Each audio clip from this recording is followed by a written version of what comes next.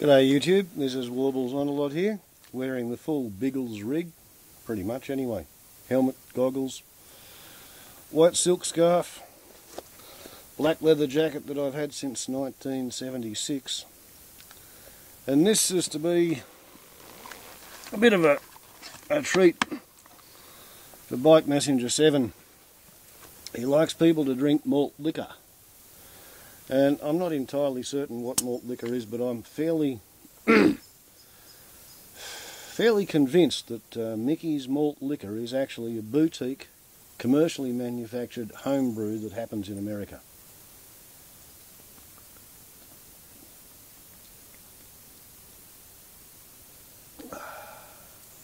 Now this is Cooper's Brewery Sparkling Ale, which is homebrewed from South Australia, and it's actually the only Australian-owned commercial brewery left in Australia. All the others have been taken over by the multinationals. Now, what this says is Cooper's Sparkling Ale is brewed and fermented using a unique method of top fermentation and natural bottle conditioning.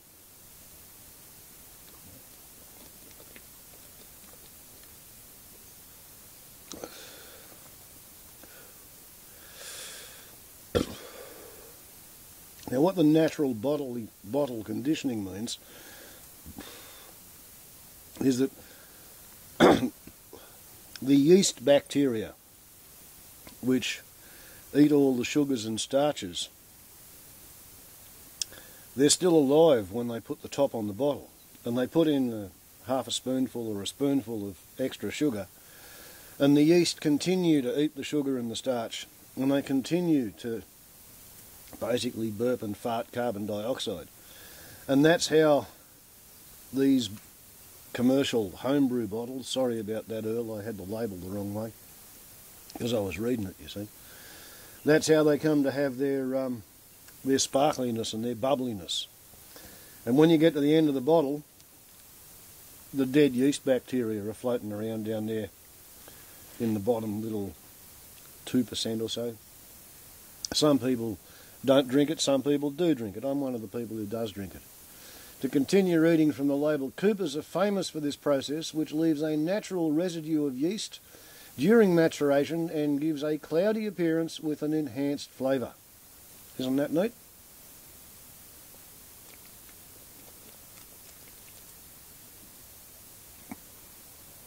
Now,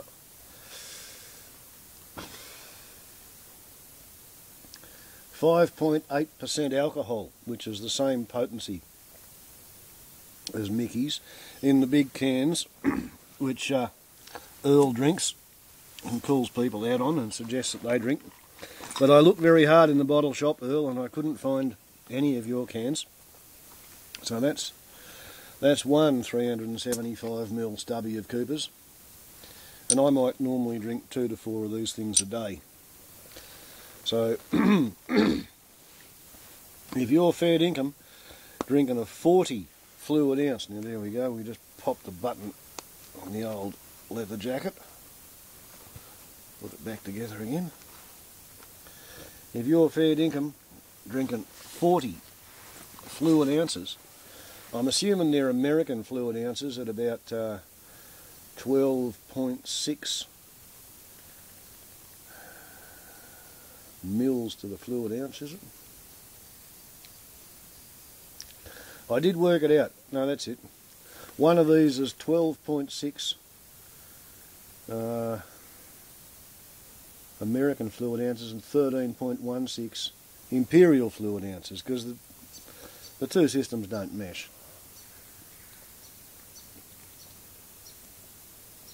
But I was looking at Paxi Guerrera's Guerrera? Yeah, peace insurgent I call her. Paxi Guerrera's Mickey's drinking video, and she said it was a 24 fluid ounce can. 24 fluid ounces. That would mean 2 of these Cooper's stubbies equals 1 of your cans. Whereas if your cans are actually 40, if they're 40 mils, Earl, I've got to drink 3.15 of these things, which is not going to be particularly easy.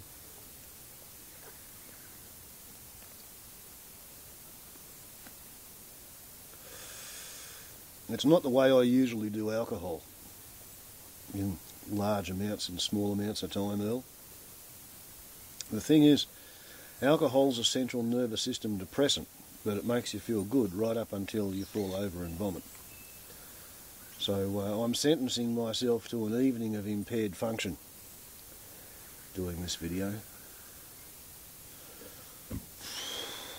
But what the heck? The fraternity of high alcohol content beer drinkers is a global organisation, and we seem to be fairly interesting backwoods philosophers, the people who drink beer on YouTube and talk about the meaning of life, the universe and everything. And let's face it, what else is there to talk about? Here we sit on the outside surface of a mud ball. We didn't make the mud ball, did we, Earl? We just arrived here, we got a free trip ticket. I'm sitting here and I'm going backwards rotationally at 600 miles an hour, or actually that direction. The sun's behind the camera, going down on the horizon with a thick layer of cloud. But at the equator we're rotating at 900 miles an hour and I'm 30 degrees south, so let's call it 600 miles an hour I'm moving towards the east.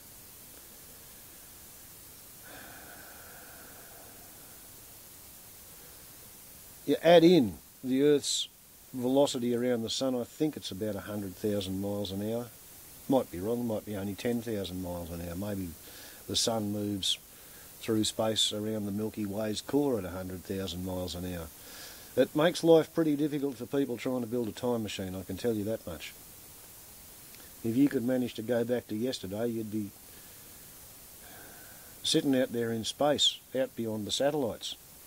You'd have no air and no pressure. You'd boil. No, I think time machines are a silly idea. But here we are sitting on the outside surface of an intergenerational starship, Earl. And we're flying through space. I've been around the sun 51 times. And I didn't have to pay anything to do it.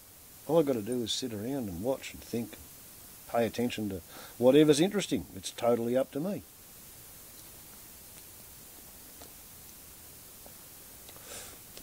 Some people are happy to say I don't think I think at all. Other people say my brain hurts. The real smart asses are going to spell that B-R-A-N-E and they're going to spell it H-E-R-T-Z. My brain hurts. But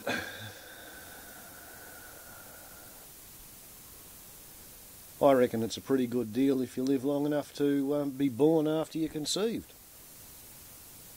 Can you imagine being conceived with an immortal soul and not living to see daylight in the material universe? You could get halfway through your first trimester and find yourself just sort of spat out due to hypothermia or hypoxic moment or some kind of chromosomal damage. It's an interesting concept to speculate on what happens to the immortal souls conceived that are never born.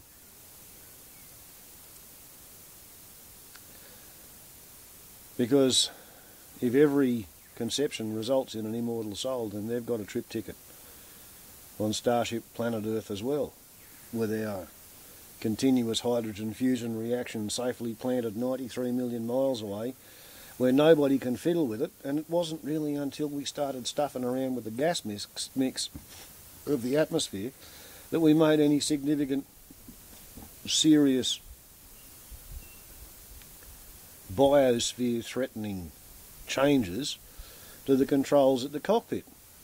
But that's what we've been doing, Earl. All of our venerable ancestors, who we've been taught to revere and not quite worship, but look up to greatly because of their energy and their doggedness and their determination in living on planet Earth. Trying to get through a bit more of this.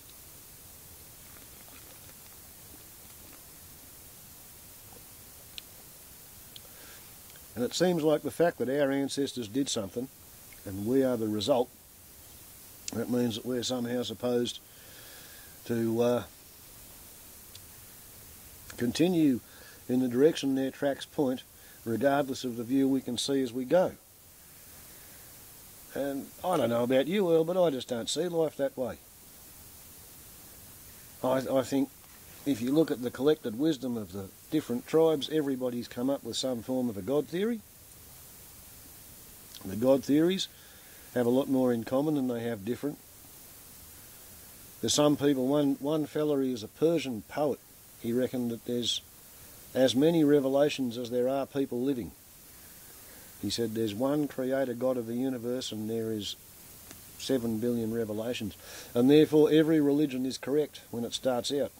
And the further you get away from the person who founded the religion, the further off into political point scoring land you're going to get. Guess what? After that Persian poet Baha'u'llah died, his followers formed a religion around his teachings, just like he said they would.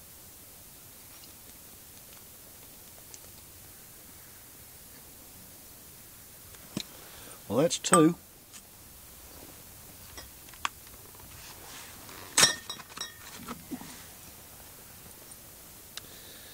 So that's 24 ounces, fluid ounces. 3.1 standard drinks.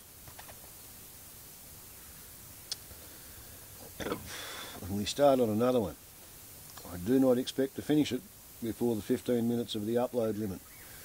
So if Paxi Guerra is right, and it's a 24 fluid ounce can, which is what it kind of looks like, then I've done your challenge and I'm over drinking. If you're right, then it's a 40 fluid ounce thing, then I think you beat me, Earl.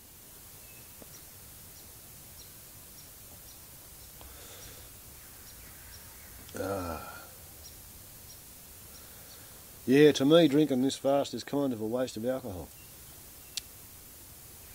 So, here we sit on the outside surface of a planet. We didn't pay for the trip. We get to do whatever we want to. It's total free will. The world is your exercise book, the pages on which you write your sums. You are also free to write nonsense or lies or to tear the pages. That's what it says in the Messiah's handbook. Reminders for the advanced soul. Excerpts of which may be found in Richard Bach's book Illusions. Not a bad little source of information. There is no such thing, Earl, as a problem without a gift for you in its hands. You seek problems because you need their gifts.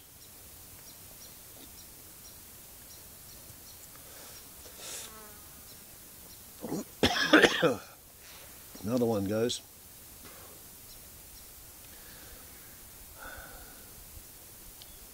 The mark of your ignorance lies in the depth of your belief in injustice and tragedy. What the caterpillar calls the end of the world, the master calls a butterfly.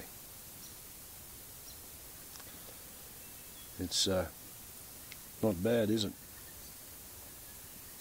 Another one goes, imagine the world beautiful and just and perfect, and then consider the is has already imagined it. A great deal better than you. Yeah? And the best thing about the Messiah's Handbook, Reminders for the Advanced Soul, is that on the very last page of the book it says, everything in this book may be wrong. Yeah? Worth having a bit of a look at if you haven't read it. Illusions. Yes. So, I've had 2 1/4.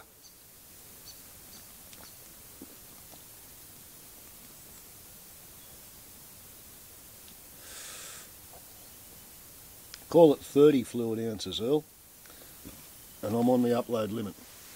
So, ciao.